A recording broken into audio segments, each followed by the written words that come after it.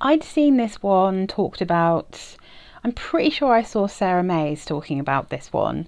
It might have been in quite an old video, and I hadn't really considered buying it, but it just so happened that it came up on, I think it's the perfumeshop.com, but again I'll link it because they had the Pascal Morabito perfumes reduced to £9.99, and £9.99 for 100 ml of an eau de parfum. I thought it's definitely worth a try, this one.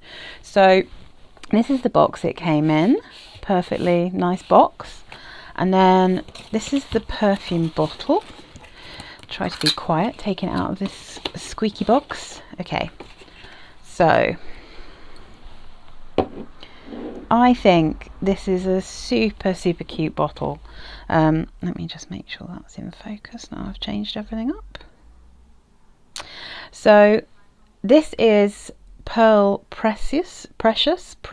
I don't really know how to pronounce that. I do apologise, but the lid's very cheap, but I think the bottle's very pretty. I really like these bottles.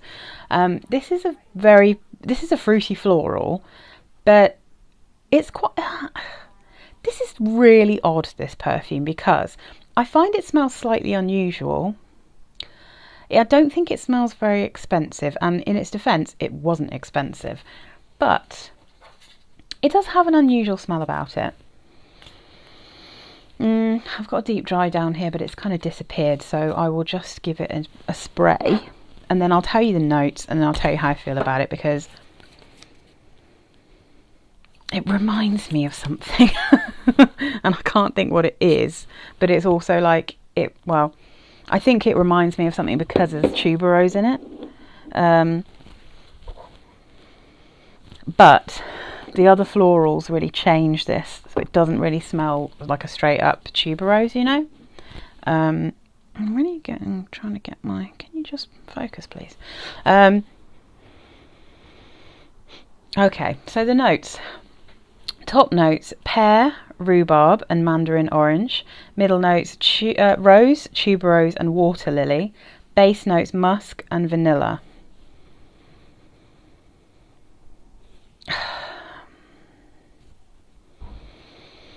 Okay, so the votes on this say that the rose is up the top. And I think this is what's confusing me in this perfume. I think it's a very powdery, very powdery rose. But then it has a very crisp pear. And the overall scent profile smells like tuberose to me. And then you have like a watery water lily smell in it. Thankfully, I don't get like lots of vanilla, but the vanilla is definitely stopping it from being screechy.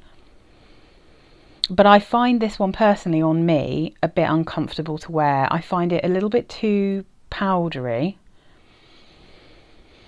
And I think I just don't like water lily very much. And although the rose and the tuberose are voted quite high above that, I feel like I can smell quite a lot of water lily here. It's almost like an aquatic tuberose perfume, but it's also powdery. And those, like, I'm not really very good with aquatics that are also a bit powdery. So I really don't like cool water, for instance.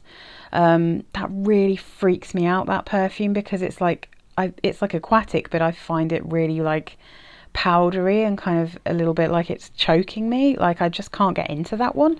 And I feel like that about this. I find it too powdery, too watery and aquatic for how much tuberose and actual rose smell there is. Like I just find it uncomfortable to wear. However, I think that's a very specific thing to me, because when I smell this, I can recognise it's very pretty. Like it's a super pretty perfume. It's actually surprisingly strong, and it lasted, again, on me it felt like it lasted forever, but that's probably because I wasn't very comfortable in it. You know, I mean, I think that's sometimes the problem, is that you kind of get these perfumes that don't really work for you, and then all of a sudden you're like, you find it like you have to scrub it off, you know. But I think I'd be really happy to recommend this to someone who likes kind of generally a different kind of scent profile to me, because I can recognise that it's pretty, I just wouldn't want to wear it. And there is something Oh, I've worked. Yes, it reminds me a little bit of Sarah Jessica Parker's Covet Pure Bloom, which is also like a kind of light tuberosy perfume. I wonder if anyone else has compared it to that. I'm just going to have a quick look, because that one also, and yes, a bit shampooey, kind of same thing. All right, let me just have a look. I can't see it. What's people compared it to? Not much. There's a Banana Republic one called Malachite. I might not have pronounced that correctly. I apologise. I'm just going to have a quick look at the notes on Covet. Covet Pure Bloom. Let's see if they've got, yeah, anything that matches up. Okay. Different. It's tuberose and plum in that one. Musk. Okay. Yeah, but it's giving me that same kind of feel, because I do like tuberose, but I think I'm probably a bit fussy about the other notes that go with it. And that's because I thought at first when I smelt this, before I was really looking at the notes, I thought maybe there was jasmine in this perfume, because, you know, I'm so fussy, I don't really like jasmine, but possibly that's my imagination. And it's just because I don't particularly like the florals in this very much. Yes, it is actually a bit shampooey. Yeah, so it's like aquatic, powdery, floral, shampooey with a little bit of fruit. It's just not really my vibe, but very pretty if you like shampooey florals, I'd say.